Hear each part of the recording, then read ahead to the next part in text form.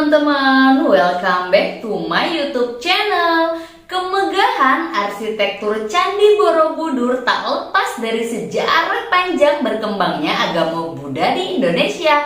Kemasyhuran Candi Borobudur terkenal hingga ke mancanegara dan dikenal sebagai monumen Buddha terbesar di dunia menurut laman Kementerian Pariwisata. Terletak di Magelang, Jawa Tengah, Candi Borobudur mengalami masa pemugaran cukup lama untuk mengembalikan keagungannya. Candi Borobudur merupakan salah satu harta karun paling berharga di Indonesia dan dunia. Ini dia ulasan tentang kemegahan arsitektur Candi Borobudur. Tapi seperti biasa, sebelum itu pencet tombol subscribe dan nyalakan tombol loncengnya. Sekarang kalian semua duduk rebahan, siapin bakpia patok, kopi jos, gudeg yuk jum, dan kita mulai intro.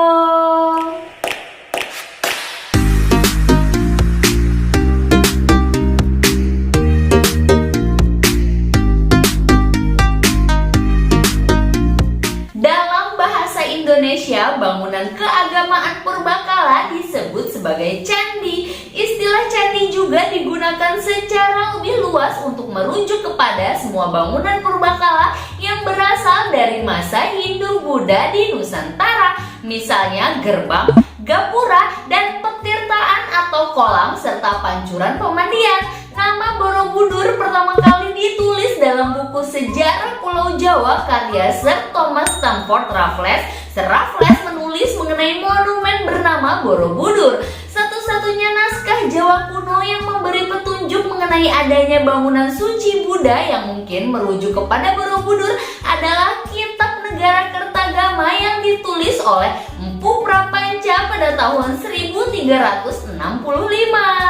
Nama Borobudur yang kemudian ditulis Borobudur kemungkinan ditulis oleh Sir Raffles dalam tata bahasa Inggris untuk menyebut desa terdekat dengan candi itu, yaitu Desa Boro. Kebanyakan candi memang seringkali dinamai berdasarkan desa tempat candi itu berdiri. Raffles juga menduga bahwa istilah Budur mungkin berkaitan dengan istilah Buddha dalam bahasa Jawa yang berarti purba, maka bermakna Boro Purba. Akan tetapi arkeolog lain beranggapan bahwa nama Budur berasal dari istilah Budara yang berarti gunung. Penjelasan lain ialah bahwa nama ini berasal dari dua kata, yaitu bara dan beduhur, di mana bara berasal dari bahasa Sanskerta yang artinya kompleks candi atau biara, dan beduhur yang artinya adalah tinggi atau dalam bahasa Bali berarti di atas. Jadi maksudnya adalah sebuah biara atau asrama yang berada di tanah tinggi. Kita bahas sejarahnya. Dinasti Sailendra membangun peninggalan Buddha terbesar di dunia antara tahun 780 sampai 840 Masehi.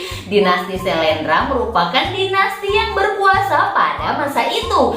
Peninggalan ini dibangun sebagai tempat pemujaan Buddha dan tempat ziarah. Tempat ini berisi petunjuk agar manusia menjauhkan diri dari nafsu dunia dan menuju pencerahan serta kebijaksanaan menurut Buddha. Peninggalan ini ditemukan oleh pasukan Inggris pada tahun 1814 di bawah pimpinan Sir Thomas Stamford Raffles. Area candi berhasil dibersihkan seluruhnya pada tahun 1835. Borobudur dibangun dengan gaya mandala yang mencerminkan alam semesta dalam kepercayaan Buddha. Struktur bangunan ini berbentuk kotak dengan 4 pintu masuk dan titik pusat berbentuk lingkaran. Jika dilihat dari luar hingga ke dalam, terbagi menjadi dua bagian, yaitu alam dunia yang terbagi menjadi 3 zona di bagian luar dan alam nirwana di bagian pusat. Kita lanjut bahas arsitekturnya. Borobudur merupakan mahakarya seni rupa Buddha Indonesia sebagai contoh puncak pencapaian keselarasan teknik arsitektur dan estetika seni rupa Buddha di Pulau Jawa. Bangunan ini diilhami gagasan Dharma dari India antara lain stupa dan mandala, tetapi dipercaya juga merupakan kelanjutan unsur lokal struktur megalitik punden berundak atau piramida bertingkat yang ditemukan dari periode prasejarah Indonesia sebagai perpaduan antara pemujaan leluhur asli Indonesia dan perjuangan mencapai nirwana dalam ajaran Buddha. Pada hakikatnya Borobudur adalah sebuah stupa yang bila dilihat dari atas membentuk pola mandala besar. Mandala adalah pola rumit yang tersusun atas bujur sangkar dan lingkaran konsentris yang melambangkan kosmos atau alam semesta yang lazim ditemukan dalam Buddha, aliran Vajrayana dan Mahayana. 10 pelataran yang dimiliki Borobudur menggambarkan secara jelas filsafat mazhab Mahayana yang secara bersamaan menggambarkan kosmologi, yaitu konsep alam semesta, sekaligus tingkatan alam pikiran dalam ajaran Buddha. Bagaikan sebuah kitab, Borobudur menggambarkan 10 tingkatan bodhisattva yang harus dilalui untuk mencapai kesempurnaan menjadi Buddha. Dasar denah bujur sangkar berukuran 123 meter pada tiap sisinya. Bangunan ini memiliki 9 teras, 6 teras terbawah berbentuk bujur sangkar, dan 3 teras teratas berbentuk lingkaran. Pada tahun 1885 secara tidak sengaja ditemukan struktur tersembunyi di kaki Borobudur.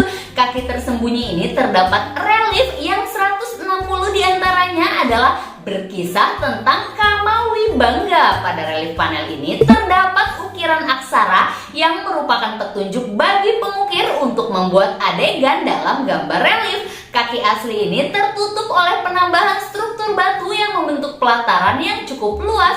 Fungsi sesungguhnya masih menjadi misteri. Awalnya diduga bahwa penambahan kaki ini untuk mencegah kelongsoran monumen. Teori lain mengajukan bahwa penambahan kaki ini disebabkan kesalahan perancangan kaki asli dan tidak sesuai dengan wastu sastra kitab India mengenai arsitektur dan tata kota. Apapun alasan penambahan kaki ini, penambahan dan pembuatan kaki tambahan dilakukan dengan teliti dengan mempertimbangkan alasan keagamaan, estetik, dan teknis. Terakhir kita bahas 3 zona yang ada di Candi Borobudur. Yang pertama, Kamadhatu, alam dunia yang terlihat dan sedang dialami oleh manusia sekarang. Kamadhatu terdiri dari 160 relief yang menjelaskan Karma Wibangga Sutra, yaitu hukum sebab akibat, menggambarkan mengenai sifat dan nafsu manusia seperti merampok, membunuh, menyiksa, dan memfitnah. Tudung penutup pada bagian dasar telah dibuka secara permanen agar pengunjung dapat melihat relief yang tersembunyi di bagian bawah. Koleksi foto seluruh 160 foto relief dapat dilihat di Museum Candi Borobudur yang terdapat di Borobudur Archaeological Park. Yang kedua, Rupadatu, alam peralihan di mana manusia telah dibebaskan dari urusan dunia. Rupadatu terdiri dari galeri ukiran relief batu dan patung Buddha. Secara keseluruhan ada 328 patung Buddha yang memiliki relief hiasan pada ukirannya. Menurut manuskrip Sanskerta, pada bagian ini terdiri dari 1.300 relief yang berupa Gandawiyuha, Lalita Wistara, Jataka, dan Awadana. Seluruhnya membentang sejauh 2,5 km dengan 1.212 panel. Yang ketiga, Arupadatu, alam tertinggi rumah Tuhan. 3 serambi berbentuk lingkaran mengarah ke kubah di bagian pusat atau stupa yang menggambarkan kebangkitan dari dunia. Pada bagian ini tidak ada ornamen maupun hiasan yang berarti menggambarkan kemurnian tertinggi. Serambi pada bagian ini terdiri dari stupa berbentuk lingkaran yang berlubang lonceng terbalik berisi patung Buddha yang mengarah ke bagian luar candi. Terdapat 72 stupa secara keseluruhan. Stupa terbesar yang berada di tengah sudah tidak setinggi versi aslinya yang memiliki tinggi 42 meter di atas tanah dengan diameter 9,9 meter. Berbeda dengan stupa yang mengelilinginya, stupa pusat disebut kosong dan memiliki perdebatan bahwa sebenarnya terdapat isi, namun ada juga yang berpendapat bahwa stupa tersebut memang kosong. Tingkatan tertinggi yang menggambarkan ketiadaan wujud yang sempurna dilambangkan berupa stupa yang terbesar dan tertinggi. Stupa digambarkan polos tanpa lubang-lubang. Di dalam stupa terbesar ini pernah ditemukan patung Buddha yang tidak sempurna atau disebut juga Buddha yang tidak rampung yang disangka sebagai patung Adi Buddha. Padahal melalui penelitian lebih lanjut tidak pernah ada patung di dalam stupa utama. Patung yang tidak selesai merupakan kesalahan pemahatnya pada pada zaman dahulu. Menurut kepercayaan, patung yang salah dalam proses pembuatannya memang tidak boleh dirusak. Penggalian arkeologi yang dilakukan di halaman candi ini menemukan banyak patung seperti ini. Stupa utama yang dibiarkan kosong diduga bermakna kebijaksanaan tertinggi, yaitu kasunyatan, kesunyian, dan ketiadaan sempurna, di mana jiwa manusia sudah tidak terikat hasrat, keinginan, dan bentuk serta terbebas dari lingkaran samsara. Baiklah, itulah tadi kemegahan arsitektur Candi Borobudur. Waktu terbaik untuk mengunjungi Borobudur adalah di pagi hari saat Borobudur baru buka atau sore hari saat menjelang matahari terbenam. Selain matahari tidak terlalu menyengat pada jam-jam tersebut, kondisi Borobudur tidak terlalu ramai sehingga kalian bisa mengambil foto lebih leluasa. Tapi kalian harus selalu ingat untuk menjaga sikap dan tingkah laku serta berani menegur pengunjung lain apabila melihat aksi perusakan seperti membuang sampah sembarangan, membuang putung rokok ke dalam stupa arca, melakukan aksi vandalisme, dan lain-lain. Ayo kita jaga dan lestarikan candi-candi yang ada di Indonesia. Selesai, kalau gitu jangan lupa subscribe dan nyalakan tombol loncengnya supaya kalian gak ketinggalan video-video seru Wadus lainnya. Sampai ketemu di video selanjutnya, dadah!